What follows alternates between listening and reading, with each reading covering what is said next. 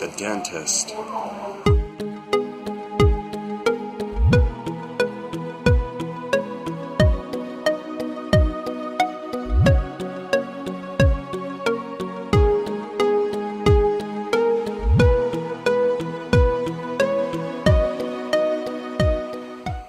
You know, a lot of people talk about offering it up. You know, I've heard it most of my life, but it's never really connected with me.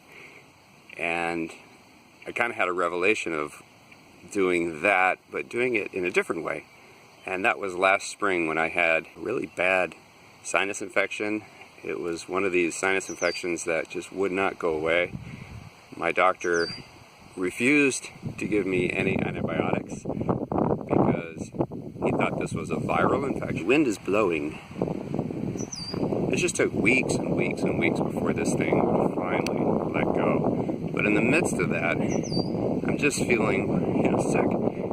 And, of course, the thought came, offer it up. And I'm like, no, that just seems so distant. I don't think that he's up there somewhere. Well, the thought came to me that I want to offer it in because that's where he is. He came to dwell in us, and so that's where I get to meet him. That he would always be with us. He would never leave us nor forsake us. And he wants to dwell in us. We are, in fact, a house fit for a king. And our joy is to have him dwell in us.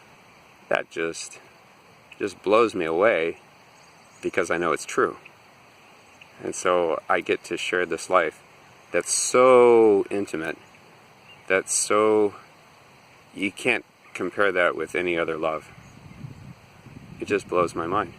So offering it in is something I just wanted to share with you. And no matter what you're going through, if you find yourself at the dentist and it's going to be an unpleasant situation, or whatever life throws at you, know that he is always with you and he wants to share in your suffering.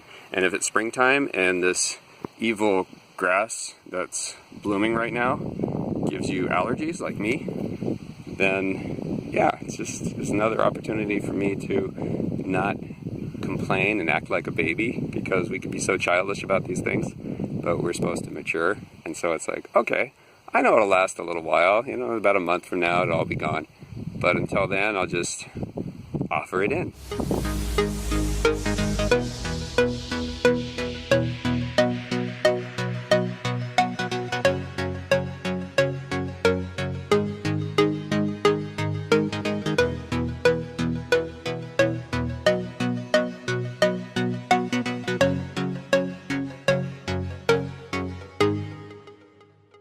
So here's the deal. God wants to have such an intimate relationship with us. He wants us to share everything with him. That he's so concerned about us because he loves us individually so intensely that there's nothing that is happening to you that he's not totally fully aware of. And it's his crazy providence that allows what seems to be really bad things, they are really bad things, happen to us. But it's always to our benefit depending on how we accept it. Offer it up. Offer it in. There's this purifying aspect of this life that nobody's going to escape. But it could be such a benefit to us if we understood the power of it, and that he really wants to prune us. So this idea of offering it in, because that's where he dwells.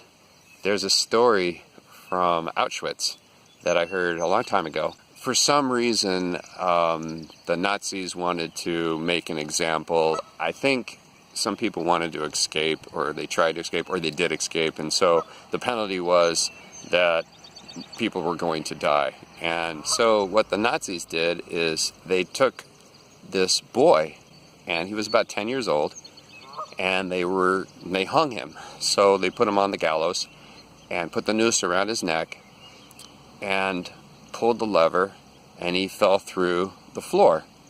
But since he was so skinny, he didn't have enough weight to break his neck, and he just hung there, gasping for air and struggling, which was torture for everybody watching and witnessing this thing. This innocent boy being tortured so cruelly. And the account that I heard was that there was a good Christian man there who was trying to give people hope, and this other guy, because of the situation was so intense, he just blurted out to this Christian man, "So now where is your God? Where is he now? Like, why is he allowing such a thing? Where is he?" And this Christian man looked at him and said, "He's in the boy."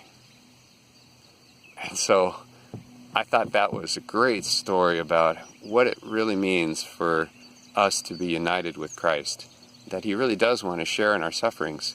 And our sufferings united with his are just so efficacious and redemptive that they just pour into the whole world an amazing amount of grace. But it's all how we accept it. We accept it joyfully. It's like, is that really, that's our opportunity. That's our opportunity to really shine.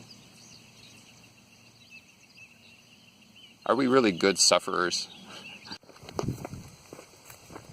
The grass pollen is making my eyes itch so bad. I'm going to rub them like crazy, but I know it'll just make it worse. So I'm going to go see if I can find some eye drops. Meanwhile, I'll be offering it in.